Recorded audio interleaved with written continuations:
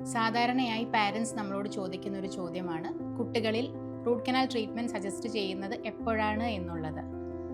മുതിർന്നവരുടെ പല്ലിൽ എന്ന പോലെ തന്നെ കുട്ടികളുടെ പല്ലിൻ്റെയും നടുവിലൂടെ ഒരു ഞരമ്പ് പാസ് ചെയ്യുന്നുണ്ട്.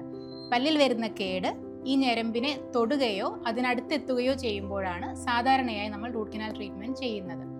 ഈ സാഹചര്യത്തിൽ കുട്ടികൾ പ്രധാനമായി കാണിക്കുന്ന 3 ലക്ഷണങ്ങൾ: 1, രാത്രി നിർത്താതെയുള്ള പല്ലുവേദന; 2, ആ ഭാഗം വെച്ച് ചവയ്ക്കുമ്പോൾ ഉണ്ടാവുന്ന പല്ലുവേദന; 3, പല്ലിനടുത്ത് മോണയിൽ നീരോ പഴുപ്പോ കാണപ്പെടുക എന്നുള്ളത്. അതുമല്ലെങ്കിൽ ആ ഒരു ഭാഗത്തെ മുഖത്ത് കാണുന്ന വീക്കം, അതല്ലെങ്കിൽ നീര്. ഈ സാഹചര്യങ്ങളിലാണ് ഒരു പീഡിയാട്രിക് ഡെന്റിസ്റ്റ് സാധാരണയായി പാൽപ്പല്ലിൽ റൂട്ട് കനാൽ അഥവാ പൾപെക്ടമി ചെയ്യുക എന്ന് സജസ്റ്റ് ചെയ്യുന്നത്.